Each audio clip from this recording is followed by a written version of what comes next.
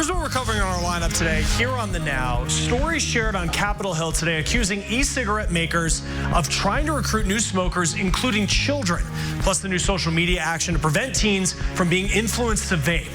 And we're going to take you inside this flying lab that is headed straight into wildfire smoke. I was trying to get a better idea of just what that smoke is doing to our bodies. And social workers can be in high-stress situations, and some are victims of violence, the unique training they are getting to protect themselves. Chris, thank you. I'm Amanda Starantino, and you're watching The Now Indy on RTV6. Firefighters work quickly to get to a crash to help save lives, especially if someone is stuck inside. Working for you, our Aaron Lish shows us what they do to prepare and what you should do if you've ever been in a crash and become trapped.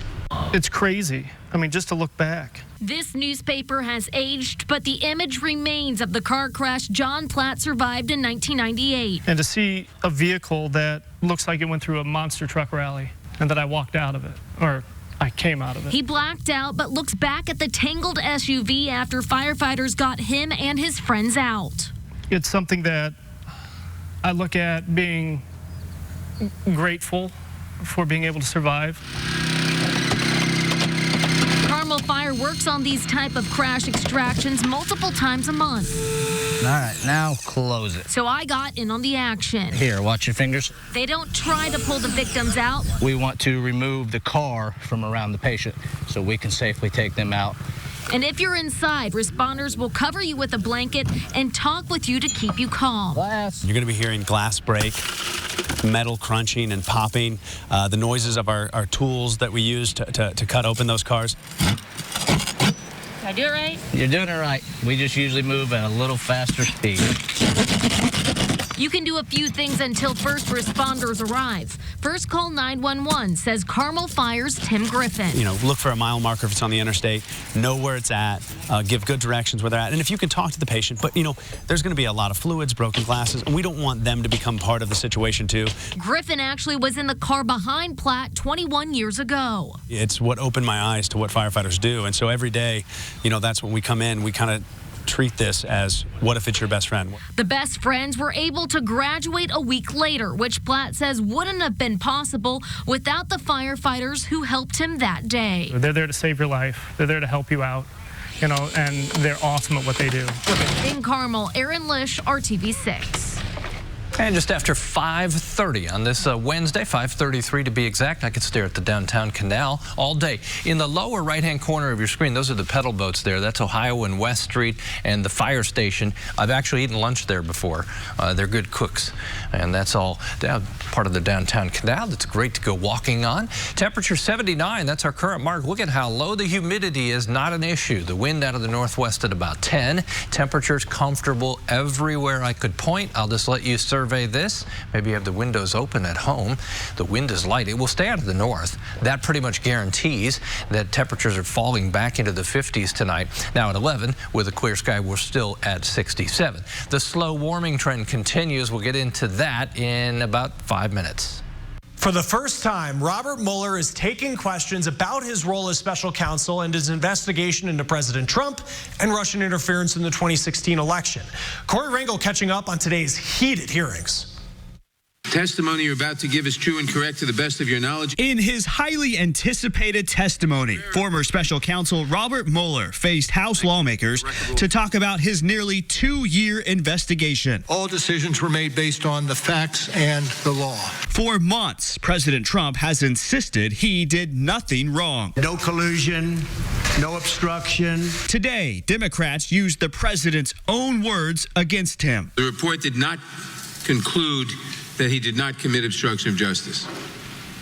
Is that correct? That is correct. It was a complete and total exoneration.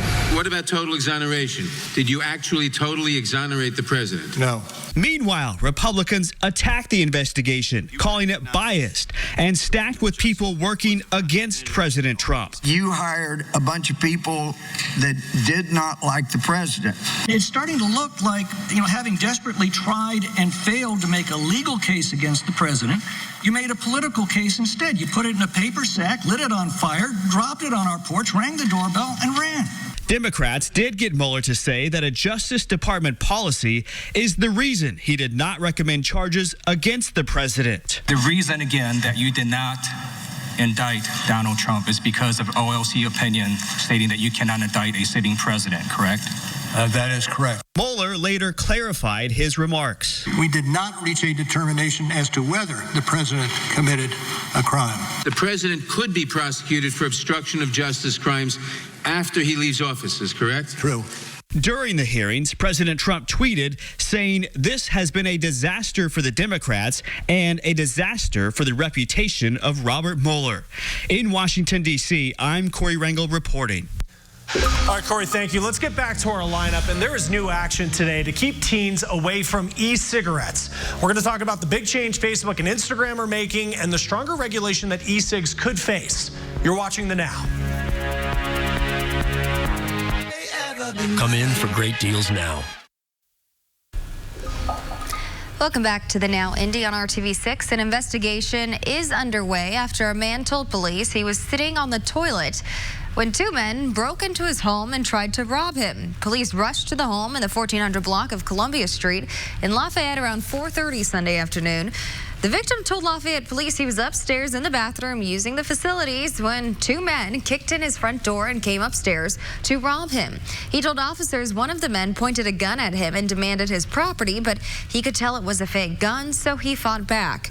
The two men eventually ran away. If you have any information about this case or saw something strange near Columbia Street, call the Lafayette Police Department. Lawmakers are going after e-cigarette maker Juul today over youth nicotine addiction. Health experts, parents, even teens testifying in a hearing about how they believe that Juul targeted young people in their early campaigns. Ali repeated that Juul was for adults, not kids. Then he took out this sleek-looking Juul, showed the boys how it worked, and called it the iPhone of vapes. That mom was talking about a presentation at her son's school in which Juul was a part of. Native tribe members also testified Juul tried to pay them to test products. Legislators are considering some stronger regulations for e-cigs. Might remember the city of San Francisco became the first to ban the sale of electronic cigarettes. Now, it was noted in today's hearing that while Juul got rid of its Instagram account and stopped posting on its Facebook page, half of its Twitter followers are reportedly younger than 18. Now, Facebook and Instagram are going a step further. Starting today, minors will not be able to see anything about alcohol, tobacco, or e-cigarettes on either site. Meanwhile, the FDA launched its first TV ads this week, teaching kids the dangers of e-cigarettes. Yeah, watch very carefully. Boom. Did you know that if you vape, you're more likely to start smoking cigarettes? Now, the new ads are part of a bigger anti-vaping campaign the FDA launched last fall. This year, high schools will also have posters in bathrooms with messages catered to students about vaping. Well, now to a follow-up on a story that we brought you earlier this week. Food delivery company DoorDash says it'll change its pay model. This comes after a report revealed that DoorDash uses the money that you tip to offset its hourly costs instead of tipping the driver. Now, the company's CEO says they didn't put this model in to pay drivers less, but they have heard loud and clear that customers want a change. Okay, let's get back to our lineup here. And smoke from wildfires can stretch across the entire country in some cases, and we know that it impacts our health, but there are questions about what exactly it's doing to our bodies. We're going to show you how this flying lab is trying to get answers. Working for you. Scientists have long warned of the effects of global warming and the possibility of more intense wildfires that burn for longer periods of time. Now a new team of researchers is hoping to get a better understanding of how smoke from those fires travel and what the tiniest particles could be doing to our lungs. Chris Welch takes us to a research lab that is unlike any other. Studying fires like these is not all that groundbreaking. It's not a new topic. We've known about fire for a long time. The bigger mystery are the giant plumes. Of course, smoke is very complicated. And the particles inside. There's many things that we're still struggling to understand about smoke. But this is where finding those answers could begin. Altogether, we're deciding which fires to target. It's a room of meteorologists and weather modelers. I'm a fire person in this group? Some from NASA, others from the National Oceanic and Atmospheric Administration. We can also look at that from the trajectory forecast. For each day over the next couple of weeks, they'll create a flight plan, opening the door for another group of scientists inside this flying laboratory. So we have got a tremendous range, and we're carrying a tremendous payload of instrumentation. It was once an Italian passenger airliner, but it now resembles a very, very well-funded high school science lab, one that flies straight into the smoke. We'll have to look at, well, what's the altitude of the smoke that we want to be in? Which direction is the smoke going? How far can we track that smoke? See these intake tubes on the outside? They bring in smoke particles. Air gets sucked into it, dropped to low pressure, reacted with other gases on purpose. In short, various machines will test those particles. See, what all these buttons, lights, and tubes are helping them do is figure out not only how smoke travels in our atmosphere, but what it does to our bodies when we breathe it in. People understand that wildfire smoke has impacts on human health when it's breathed in, when it's near to the surface, but they haven't yet been able to really understand the mechanisms in the body that are leading to those health impacts. Why does all this matter? Smoke is important because it affects both public health and safety. Pete Lom is with the U.S. Forest Service. And this information will help us make, in the long run, better decisions on when we ignite prescribed fire and how we consider smoke impacts. And that's absolutely critical to our agency mission. And just like the wildfires, smoke is just not going away. Reporting in Boise, Idaho, I'm Chris Welch. All right, Chris, thank you. And we do keep hearing about privacy concerns and privacy breaches, mostly involving apps. A Washington Post investigation found that extensions on internet browsers can also put our information at risk. So we're talking about the type of browsers that you'll get on Google Chrome or Mozilla Firefox. Now, extensions include add-ons or plugins that help you surf the web with special features, and as many as 4 million people were affected. Anything you shared via email or social media may have been leaked. So that could include things like tax returns, medical records, flight information, any other sensitive information. Now, Google and Mozilla, they do say that the problem's been fixed, but unfortunately, let's face it, that information's already out there. You still have a chance to stop your browser from leaking more information. If you use Chrome, you can type Chrome:2/extensions. That'll show you what extensions have been installed. It'll tell you if any of them have been flagged by Google, and you will be able to remove the extension. Now, with Firefox, you just click on the menu button, then go to add-ons and select extensions. You can look over the extensions and click remove. Now, no matter what, you still want to be careful in the future. According to researchers at North Carolina State University, nearly 4,000 extensions have the ability to collect your browsing history and look at the content you view. That doesn't mean they sell all your information, but they do have the ability. Before you install new extensions, also look at whether it can read your browsing history. Thank you, Chris. A big change is coming to a Fisher's holiday tradition. Today, Reynolds Farm Equipment donated its massive Christmas lights display to Conner Prairie. The Christmas display that you usually see at Reynolds Farm Equipment off of State Road 37 in Fishers will now be a part of Conner Prairie's new winter experience called a Merry Prairie Holiday Festival. A vast majority of the 400 Reynolds Christmas light structures will be on display during all nights of the new holiday event at Conner Prairie. Merry Prairie Holiday Festival debuts on November 29th and runs through December 31st. A new study finds that Indianapolis is one of the worst places in America to rent a house or an apartment. Online financial publication Wallet Hub rates Indy as the 157th best place in America to rent. That's out of 182 cities involved in the study. Wallet Hub looked at the affordability of the rental market and the quality of life in each city. Indy has the 61st most affordable rental market, according to Wallet Hub, but the Circle City really got dinged on the quality of life ranking, coming in at 162nd. Apparently, the best place to rent in the U.S. is Scottsdale, Arizona. Let me show you a beautiful view. We'll look to the northwest. That's about 8 to 10 miles from our Salesforce tower cam. And you're familiar with the pyramids when you're on the northwest side on 465. Caught my eye as they were reflecting the sun. Just about everything doing that today. Lots of sunshine from start to finish. We're in this pattern where we enjoy clear nights and then that flows right on into sun-filled days. Humidity is down and then gradually warmer temperatures. But at least for now, we're on the mild side, the cooler side of high pressure.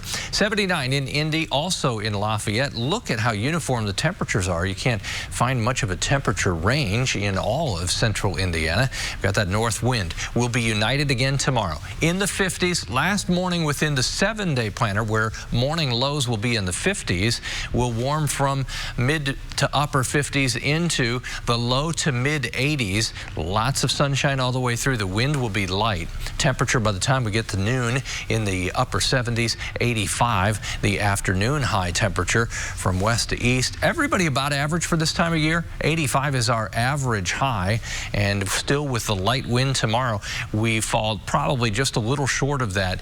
It's when the wind starts to turn around and come out of the southwest that will start to boost temperatures a little more. That should begin on Friday. Notice a warmer start Friday morning, familiar sunshine, and then we get to the afternoon. A few fair weather clouds. Temperatures, they'll move into the middle to upper 80s.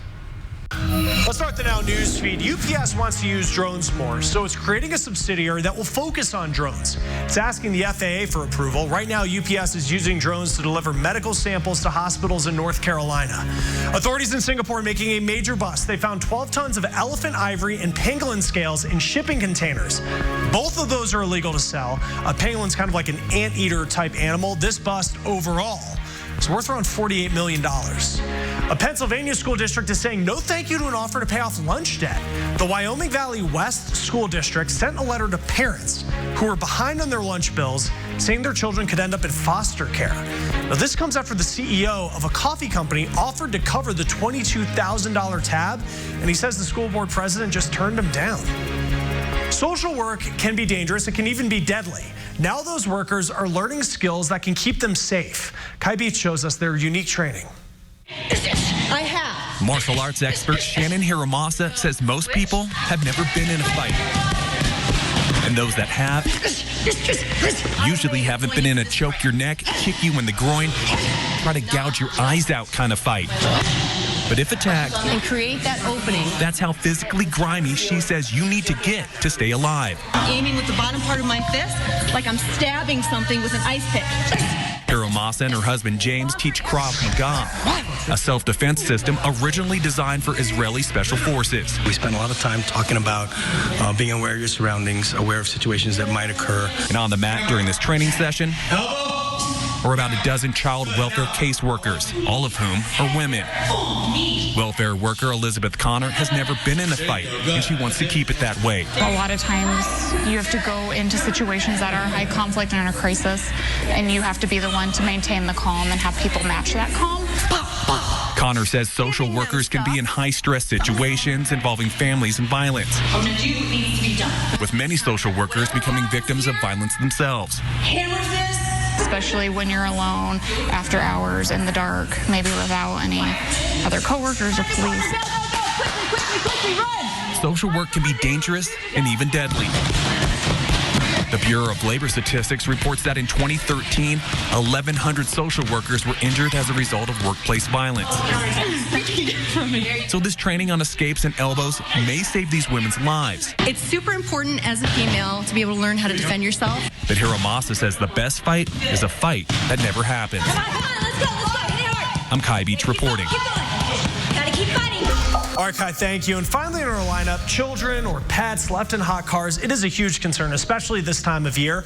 And there's technology available to keep it from happening, yet not a lot of new cars have it yet. So ahead here on the Now, we're going to look at the push by lawmakers to change that.